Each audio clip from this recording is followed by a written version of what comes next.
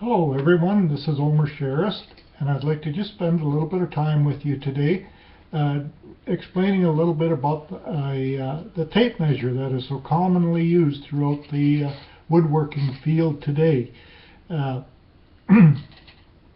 you know, the tape measure comes in various lengths, starting anywhere from 3 feet right on up to over 200 feet plus, depending on the job that it is being used for.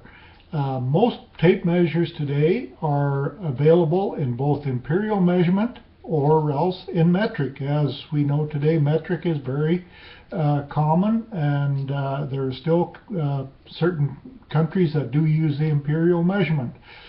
Such as here in Canada, we use both, so it becomes a matter of knowing both how to use.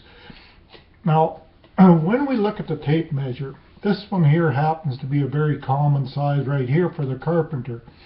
It is a 25-foot tape measure, with the tape itself being 1 inch wide, so makes it very stiff and rigid when you're stretching it out, say to 6 or 7 feet to get a measurement or this type of thing.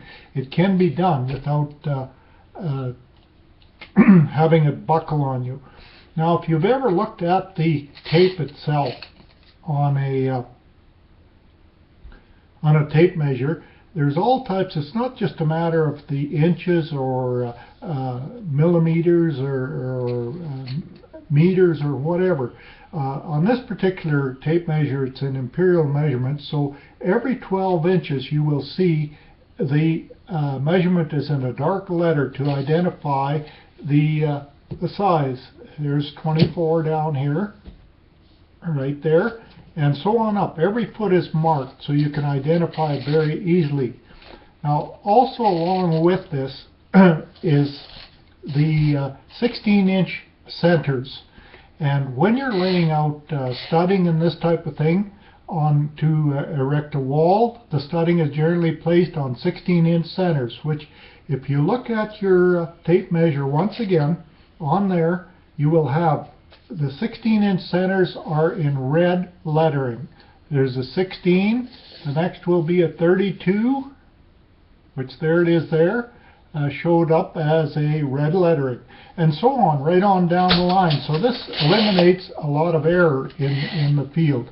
Also on the tape measure too, there are also additional measurements on there too, which for instance, if you're using different types of floor joists and that, we have one here that is placed at 19 1/4 inches on center, which it is marked by a little diamond on the tape measure. So there's all kinds of things that can be read off a tape measure, and if you know what they all mean and that, it can sure save you a lot of work and a lot of time.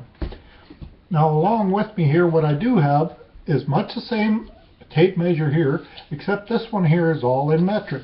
So this one too has a lot of readings on it too, but being in metric, they're definitely different again than what we have. We have all the measurements here that a carpenter would use, and that's the main thing. Thank you. That concludes our talk for today.